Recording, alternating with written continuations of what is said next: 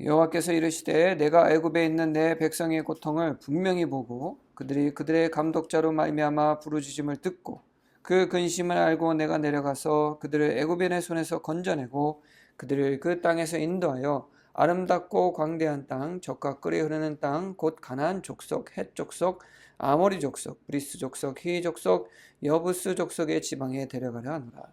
이제 가라. 이스라엘 자손의 부르짖음이 내게 달하고 애굽 사람이 그들을 괴롭히는 학대도 내가 보았으니 이제 내가 너를 바로에게 보내어 너에게 내 백성 이스라엘 자손을 애굽에서 인도하여 내게 하리라. 아멘. 최근에 국립박물관을 우리 아이들과 함께 갔습니다. 예전에 한번 갔었는데 이번에 가니까 더 좋아졌더라고요. 신식으로 다 바뀌고 워낙에 큰 곳이라 4시간 가까이 했었는데 사실 1층만 보고 왔습니다. 아이들이랑 밥 먹고 이게 보면서 우리나라의 역사와 그리고 문화에 대해서 좀 보고 이렇게 배우는 게 참 중요하구나라는 걸 깨달았고요. 또 한 가지는 저는 잘 모를 줄 알았는데 우리 아들들이 우리나라 역사 문화에 대해서 그래도 꽤 잘 알더라고요. 어떤 건 저보다 잘 알더라고요. 조선시대 왕들에 대해서 이름들도 잘 알고 저는 솔직히 다 까먹었는데 여러분들은 다 기억나십니까? 왕들 이름도 잘 알고 특히나 이제 세종대왕 한글에 대해서 되게 잘 알고 자부심을 가지고 참 즐거운 시간이었습니다. 요새 한국이 전 세계적으로 굉장히 그 위상을 높이고 있죠. 문화도 그렇고 역사도 그렇고 특히나 K-팝 그리고 미디어, 드라마, 영화 요새 굉장합니다. 외국 사람들이 우리나라 드라마를 그렇게 많이 본대요. 저는 별로 좋아하지 않는데 근데 드라마에 대해서 되게 잘 알고 있고 영화 요새 그 한국계 미국인 또는 한국 감독들이 상을 많이 수상하면서 또 관심들도 되게 높아졌죠. 이번에 봉준호 감독이 미키 17이라는 영화를 또 개봉했고 살인의 추억이라는 영화는 외국인들도 다 알더라고요. 굉장히 우리나라가 문화적으로는 굉장히 위상을 떨치고 있고 음식, 김치 최근에 미국에서 김밥이 너무 유명해가지고 우리 김 가격이 확 올라갔지 않습니까? 미국 애들이 다 쓸어가는 바람에 그래서 일본에 김이 없어서 우리나라에서도 김을 다 가져가가지고 그래서 김값이 그렇게 비싸졌더라고요. 그게 다 미국 사람들 때문입니다. 미국에서 김밥을 너무 많이 찾아가지고 그 정도로 우리나라가 전 세계적으로 굉장히 영향력 있는 나라가 됐습니다. 사실 30년 전만 해도 한국을 아는 나라가 거의 없었죠. 제가 필리핀에 갔을 때만 해도 어디서 왔냐고 그래가지고 저는 한국에서 왔다고 했더니 한국이 어디 있는 나라냐고 한국이 무슨 나라냐 그래가지고 되게 좀 자존심 상했지만 일본 옆에 있는 나라다 그랬더니 일본 옆에 나라가 있었냐 그래서 지도 보여주면은 왜 이렇게 작은 나라가 있었냐고 그렇게 얘기할 정도로 굉장히 사람들이 모르는 나라였습니다. 근데 불과 40년도 지나지 않았는데 이제는 모르는 나라가 없죠. 필리핀에서는 뭐 한국 가수 뭐 배우 그러면 막 난리 납니다. 그 정도로 한국이 굉장히 영향력 있는 나라가 됐고요. 그리고 군사적으로나 경제적으로나 정치는 모르겠어요. 군사적으로 전 세계에 있는 그 군병기들 특히나 이제 전차 같은 경우에는 거의 뭐 우리나라가 다 선점했을 정도로 굉장히 강력한 나라가 됐습니다. 근데 우리나라의 이런 모습을 보면 불과 100년도 안 된 그 전에 우리나라가 식민지였다는 사실을 참 믿기가 힘들 정도예요. 사실 100년도 안 됐습니다. 100년 조금 넘었죠. 106년 됐나요? 우리나라가 일본에 1910년도에 강제 통합돼서 3.1절 어제죠. 3.1절에 있기까지 9년 동안에 정말로 엄청난 핍박을 받으면서 우리 언어도 잃었죠. 이름도 잃고 땅도 잃고 그때 당시 많은 사람들이 한국 이름을 버려야 됐잖아요. 그래서 우리 할머니 세대들은 일본말을 다 알죠. 일본어를 할 정도로 그리고 이름도 일본 이름을 가지고 있을 정도로 그 짧은 기간 동안에 9년이라는 세월 동안에 엄청난 핍박과 우리나라 지우기를 감내해야 됐습니다. 그게 100년 조금 넘은 일입니다. 그리고 사실 우리나라를 보면 굉장히 작은 나라예요. 그죠? 우리 아이들이 한번 우리 아이들 그 어린이집이나 유치원에서는 우리나라 지도를 이제 호랑이로, 일제시대 때는 우리나라 지도를 토끼라고 그랬죠. 이제 우리 아이들 시대 때는 이제 호랑이, 그래서 호랑이로 가리켜서 우리 아이들은 우리나라 굉장히 큰 나라인 줄 알았어요. 그래서 이제 한 번은 이제 우리나라 지도가 보고 싶다고 해가지고 지구본에서 이렇게 찾아줬는데 생각보다 작은 거야. 그래서 우리 아이들이 우리나라 이렇게 작냐 이렇게 얘기했는데 사실 일본보다도 작죠. 일본이 우리나라의 한 1.5배 큽니다. 근데 그리고 또 남한만 두고 봤을 때는 더 작죠.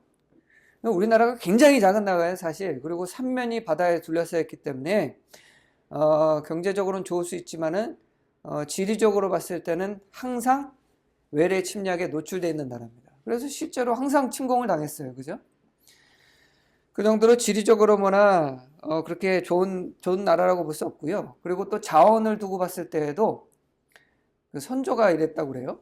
그 선조가 맞을 거예요. 그 우리나라 버리고 도망갔던 왕이 상조 맞죠? 하여튼 선조가 이놈의 나라는 산과 들과 맑은 물밖에 없다. 이렇게 가난한 나라가 어딨냐라고 얘기할 정도로 자원을 가지고 부를 쌓기에는 굉장히 어려운 나라가 우리나라입니다. 그때 조선 때까지만 해도요, 우리나라가 무역을 할 수 있는 유일한 게 뭐냐면 쌀이었습니다. 쌀. 그래서 그 인플레이션을 막으려고 일부러 쌀을 가지고 무역을 못하게 조선이 막았었는데, 그렇게 해서 이제 국민들을 좀 먹이려고 그런 정책을 폈을 정도로 우리나라가 솔직히 굉장히 보잘것없는 나라입니다. 그리고 우리나라가 일본에 그렇게 쉽게 넘어갈 수 있었던 이유도 경제적으로나 정치적으로 조선 말기 대한제국이 굉장히 약화되어 있는 상태였기 때문에 일본에 아무 속수무책 어떻게 할 수도 없이 그냥 나라를 거의 뭐 넘겨주다시피 했잖아요. 그죠? 그렇게 통합이 될 수밖에 없었죠. 그렇게 두고 봤을 때는 어떻게 보면 우리나라는 일본의 식민지가 될 운명이다라고 얘기해도 과하지가 않을 정도로 참 보잘것없는 나라입니다. 그런데 참 놀라운 거는요, 우리나라가 1919년 어제 3월 1일 날 이제 독립운동이 시작이 됐죠. 3.1절을 계기로. 그리고 3.1절이 있은 후에 불과 몇 년이니까 1945년도에 우리가 광복절을 맞았으니까 굉장히 짧은 기간 동안에 우리는 결국 자유를 얻게 됐습니다. 근데 여러분들 역사적으로 봤을 때 한 나라가 식민지가 됐을 때 우리나라처럼 빠르게 그 식민지에서 벗어난 나라는 많지 않아요. 거의 없다시피 합니다. 그 서양은 대부분 식민지를 삼죠. 그 서양의 많은 그 강력한 나라들이 많은 나라들을 식민지로 삼았습니다. 이 아시아가 그 옛날에 그런 말도 있었어요.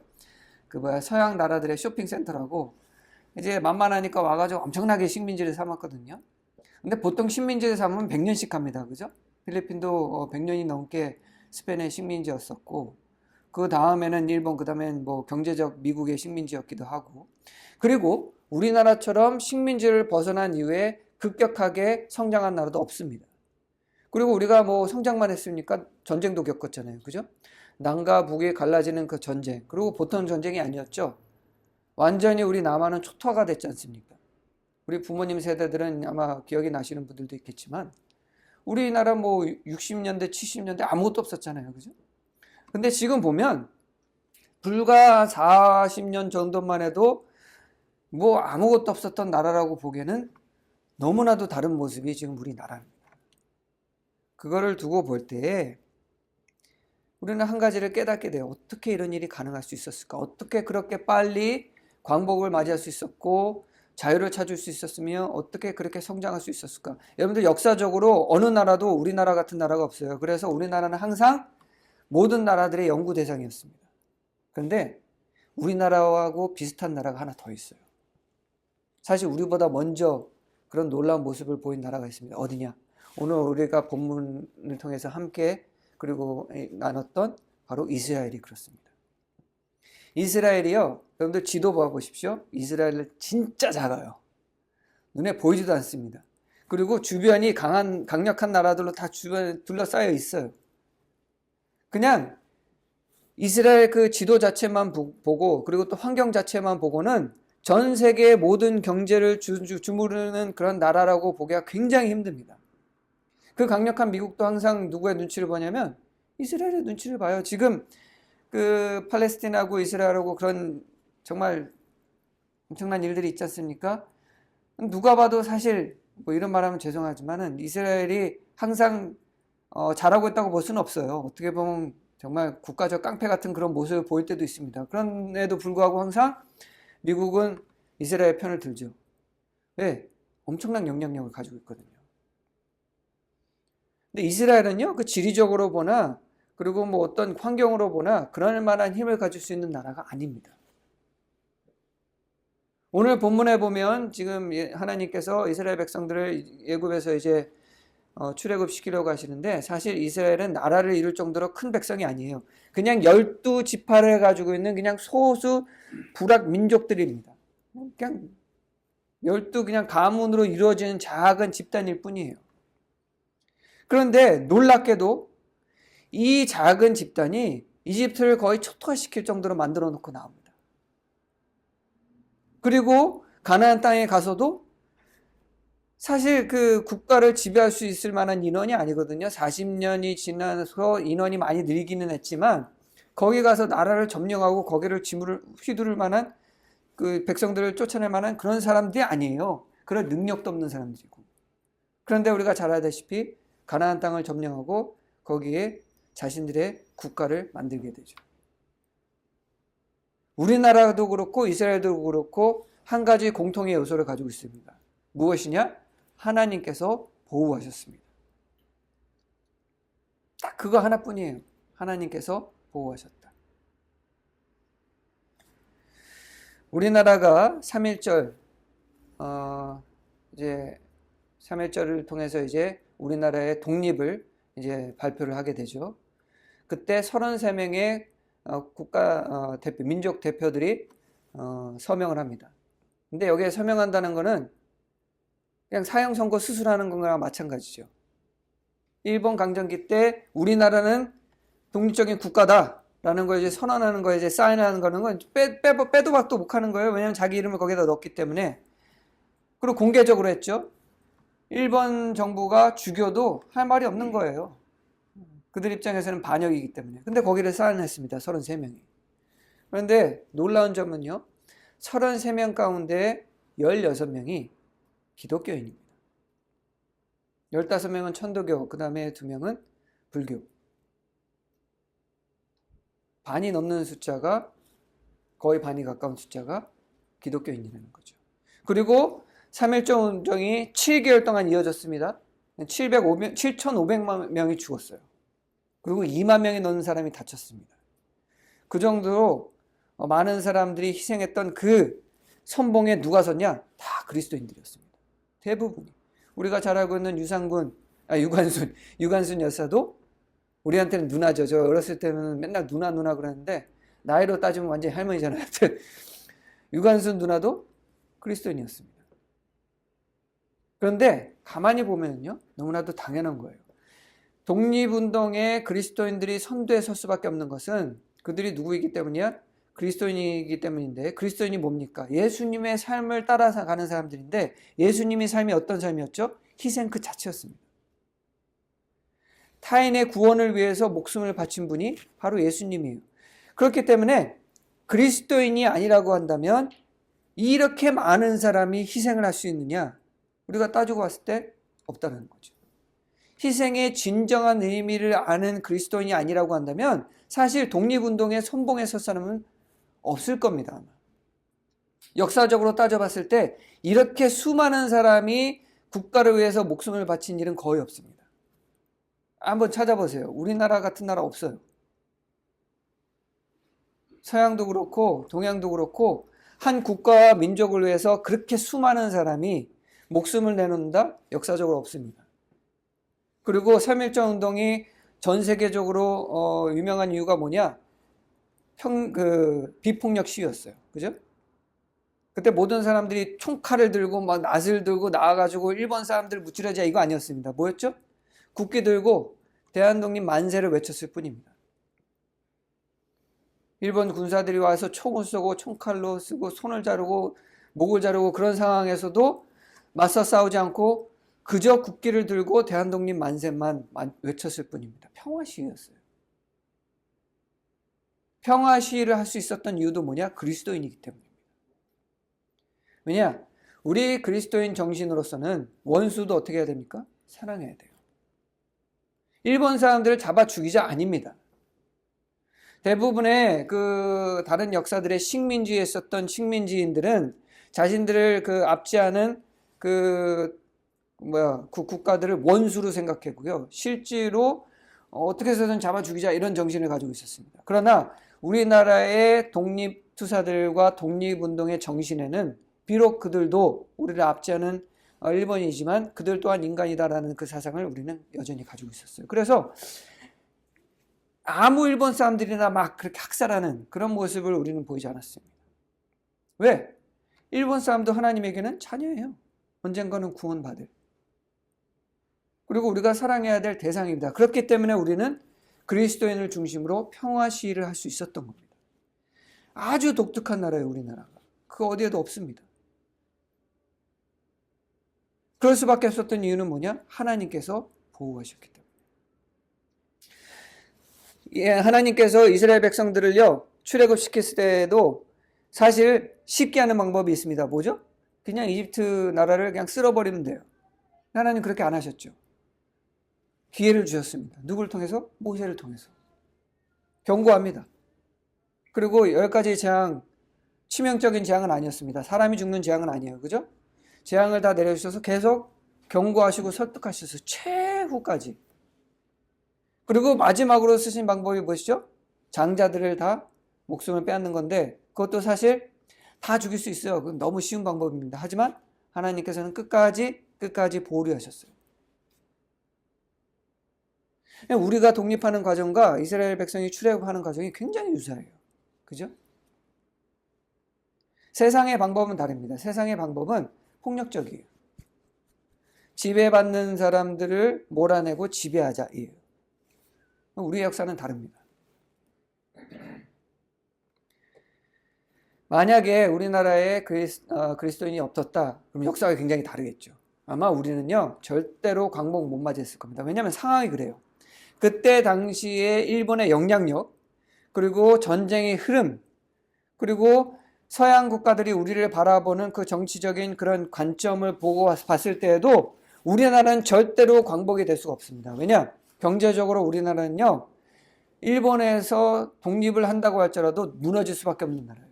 너무 경제적으로 영악한 나라였거든요. 그리고 또 일본 제국이 그때 당시는 어마어마했습니다. 굉장했어요. 뭐 아시아 거의 다 점령했고요. 중국 이겼죠. 심지어 러시아 이겼죠. 미국하고 싸우네 마네 하는 그런 상황이었습니다. 그런 일본 제국을 상대로 우리나라가 싸워서 이긴다? 불가능합니다. 그럴 만한 힘도 없고.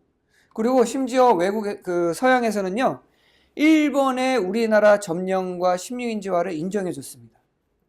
왜냐하면 너무나도 당연한 일이에요. 왜? 서양 국가들도 식민지를 사용해서 성장한 나라들이에요. 그래서 강한 나라가 약한 나라를 식민지한다가 문제가 될 게 없습니다. 그래서 서양 국가들도 우리나라의 식민지화를 크게 반대하지 않았어요. 그리고 사실 신경 쓸 시간도 없었어요. 왜냐? 독일하고 지금 막 싸우고 있는 상황이었기 때문에. 그리고 미국은 중립적인 상황이었기 때문에 일본의 우리나라 그 침략 이런 거에 대해서 크게 관여하지는 않는 상태였습니다. 다만 주시하고 있었던 상황이었죠. 그렇기 때문에 우리나라는 그리스도인을 시작으로 한 그런 평화적 3.1절 그 광복 운동이 아니었다고 한다면 어떻게 뭐 할 수 있는 상황이 없는 그런 나라였어요. 할 수 있는 방법도 없었고. 시작했다 할지라도 금방 끝날 수밖에 없는 그런 상황이었습니다.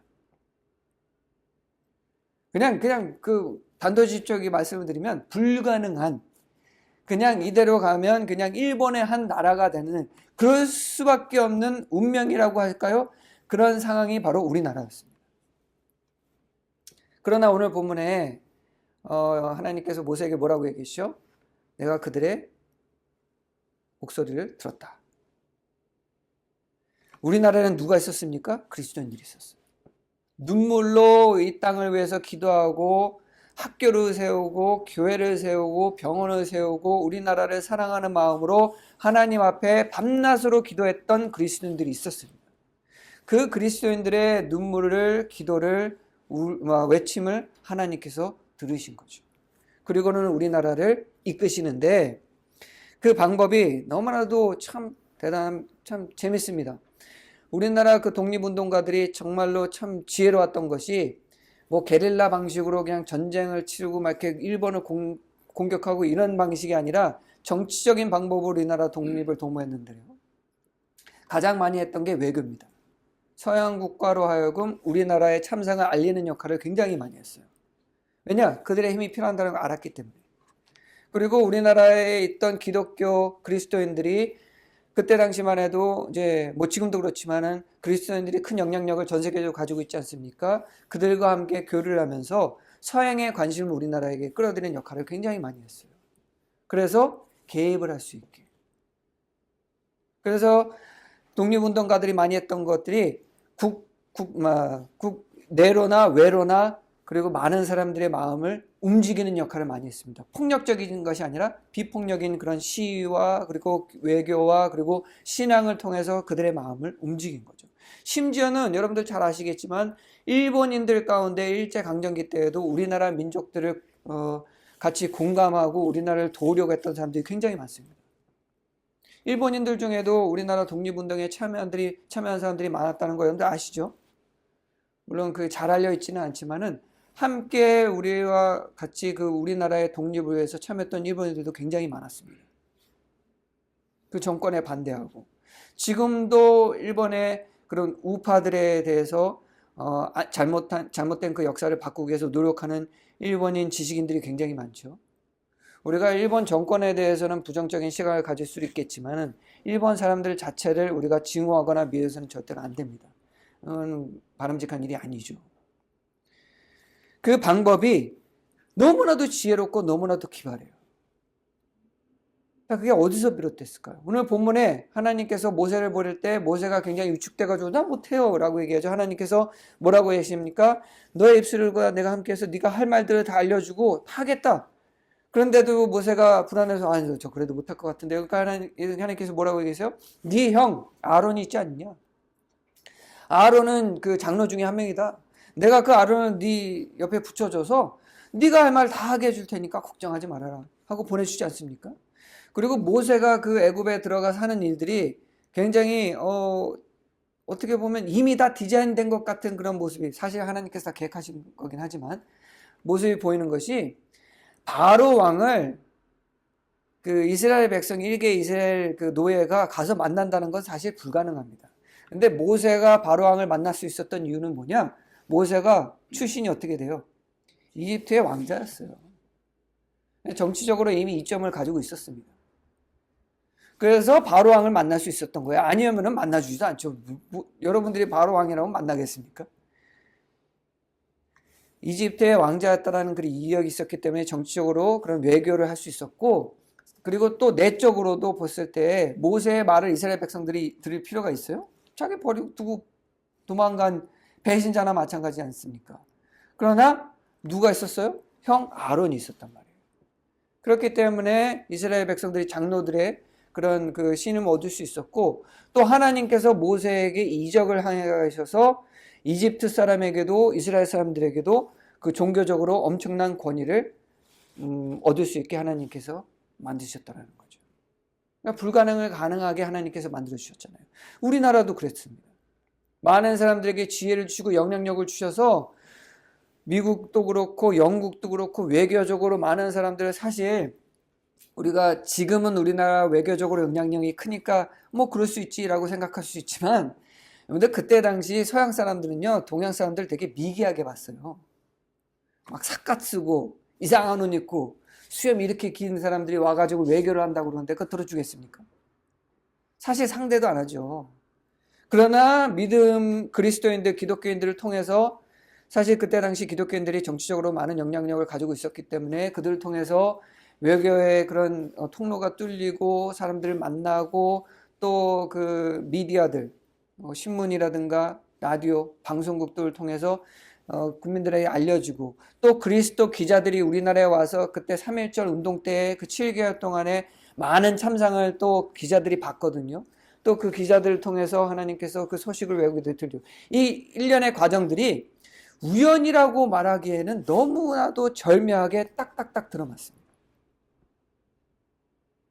그리고 우리나라가 광복을 맞은 것도 우리나라가 전쟁을 해서 일본이랑 맞서 싸워서 이긴 거 아니잖아요. 그죠? 일본이 누구를 건드리죠? 교만하게도 미국을 건드리지 않습니까? 하면 안 되는 건데, 그리고 사실 성공도 할 수 있었는데 기술적으로 했기 때문에 성공할 수도 있었거든요. 많은 사람들이 알고 있죠. 하지만 미국이 어떤 나라입니까? 기독교 국가잖아요. 그걸 건드린다고 되겠습니까? 그래서 미국이 어떻게 하죠? 일본과 전쟁을 시작하게 되면서, 물론 우리가 이걸 너무 기쁘게 보면 안 돼요. 그 과정이 너무나도 많은 사람들의 생명이 희생됐기 때문에 그 과정을 거쳐서 일본이 약화되고 우리가 광복을 이룰 수가 있었죠. 어떤 사람들은 이렇게 얘기할 수도 있습니다. 정치적으로나 경제적으로나 사회적으로나 우리가 딱 들어맞아서 우연찮게 우리나라가 광복을 얻었다. 아닙니다. 우연은 무슨 개뿔. 그 중심에는 누가 있었냐? 피와 눈물과 희생을 치른 그리스도인들의 피땀 흘린 눈물의 기도와 그리고 많은 역할들이 있었습니다. 그러니까 우리나라는요, 믿지 않는 사람들이 아무리 부정한다고 해도 하나님이 보호하시지 않았다고 한다면 우리나라는 없습니다. 그래서 우리나라 애국가에 이런 구절이 들어갔죠. 하나님이 보호하사. 물론 거기서 말하는 하나님, 우리가 있는 하나님과 다르기는 하지만 그 고백은 사실 누구에게 돌아가야 되냐? 하나님께 돌아가야 돼요. 아무리 우리가 부정하려고 해도 사실 그렇습니다. 16명 그리스도인. 독립운동의 그 유명한 영웅들 그리스도인. 우리나라 그 초대 정권, 정부의 모든 핵심 인물들 그리스도인들. 우리나라가 남북전쟁 후에 다시 회복될 때 중추적인 역할을 했던 모든 정치인들과 경제 인사들 다 그리스도인들. 이건 우리가 부정할 수 없잖아요. 그래서 우리는 오늘 3.1절 기념주일날 우리가 잊지 말아야 할 것은 하나님께서 보호하시는 민족, 성경에만 나타나는 먼 옛날 이야기가 아니라는 겁니다. 우리 한국인들이 하나님께서 보호하셔서 지금 큰 축복을 누리고 있는 민족이라는 걸 우리가 절대로 잊어서는 안 됩니다. 믿건 안 믿던 간에. 그렇기 때문에 우리 그리스도인들은 더욱더 이날 하나님께서 우리나라를 얼마나 축복하셨고 보호하셨는지를 우리가 절대 잊어서는 안 됩니다. 우리나라는 하나님이 안 계셨다고 한다면 없는 나라예요. 여러분들 잊으셔서는 안 됩니다. 그리스도인이 없었다고 한다면 없는 나라예요. 그냥 일본이에요. 아마 일본의 어떤 한 지방이 됐을 거고, 우리 다 아마 일본말 쓰고 있었을 거고, 우리 이름도 다 일본 이름이었을 겁니다. 야마자키 하야이상, 저 같은 경우는. 나눔 교회도 아니었겠죠. 교회도 없었겠죠. 무슨 신사가 됐겠죠, 아마 여기가. 야마자키 하야상이 하고 있는 무슨 신사쯤 됐으려나요. 우리는 3.1절을 그냥 지나쳐서는 안 됩니다. 안타깝게도 오늘 많은 어린 세대들이 3.1절 잘 몰라요. 학교에서도 잘 안 가르쳐요. 안타까운 일입니다. 우리에게 3.1절이 중요한 이유는 우리 민족적으로도 중요하지만 우리 신앙적으로도 굉장히 중요합니다.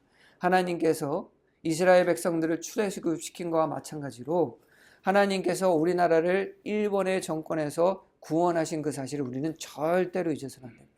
특히나 전 세계적으로 영향력을 미치고 있는 지금의 우리 한국이 이 점을 잊어서는 안 돼요.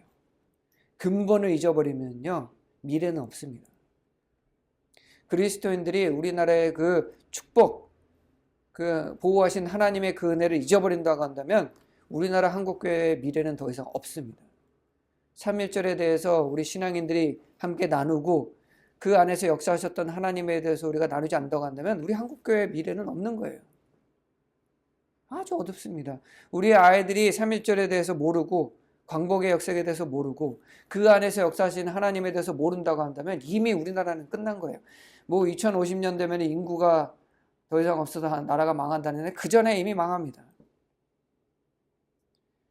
그래서 우리에게 너무나도 중요한 날이, 출애굽만큼 우리에게 중요한 날이 3일절이라는 사실, 또 8.15 광복절이라는 사실을 잊지 않으셔서 우리 그리스도인들은 오늘날 더욱더 하나님께 영광 돌리고 하나님께 예배 드리고 또 나라와 민족을 위해서 기도합니다. 지금 뭐 정치적으로 이상한 짓 하고 있을 때가 아니에요. 어디 그 이상한 교회처럼 막 교회가 정치에 빠져서는 안 됩니다. 지금 중요한 거는 나라를 위해서 함께 기도하고 하나님의 이름을 높이는 게 우리에게 중요한 것이지, 지금 그렇게 정치적으로 뭐 하려고 그럴 때가 아니라는 겁니다. 그래서 우리가 이스라엘 백성들이요, 하나님께서 출애굽을 하신 뒤에 많은 우여곡절이 있었잖아요. 그게 다 뭡니까? 왜 그랬어요? 하나님께서 자신들을 출애굽시키신 분이라는 것을 잊을 때마다 이스라엘 백성들은 큰 어려움을 겪었습니다. 하나님을 잊을 때마다 침공당하고, 하나님의 은혜를 베푸신 거 보호하셨다는 사실을 잊을 때마다 침공당하고 노예되고. 우리나라도 그렇게 돼서는 안 되잖아요. 우리는 제2 이스라엘 백성이라고 스스로를 얘기하는데, 자칫 잘못하면 노예가 되기를 반복했던 이스라엘 백성과 똑같은 우리가 될 수도 있어요. 우리가 그런 일들을 알고 있으면서도 반복을 해서는 안 되지 않겠습니까? 우리가 3.1절을 기념하면서 1919년 3월 1일 날 믿음을 가지고 우리나라에 대한독립 만세를 외쳤던 그분들을 기억할 때 그 안에서 역사하셨던 하나님의 은혜를 기억하셔서 오늘날 더욱더 나라 민족을 위해서 기도하고 더욱더 하나님 앞에 기도하고, 우리나라가 위성을 떨치니까 이제 뭐 된 거지, 아닙니다. 이럴 때일수록 더욱더 하나님 앞에 예배하며 기도하고, 또 과거 이 땅에 넘쳐났던 하나님을 향한 그 영광의 목소리가 다시금 이 땅에 넘쳐날 수 있도록 함께 기도하는 그리스도인들이 되시기를. 그래서 우리 자녀들에게 우리가 물려줘야 되는 게 그런 나라 아니겠습니까? 그런 물려주는 여러분들이 되시기를 주님의 이름으로 간절히 축원합니다. 기도하겠습니다.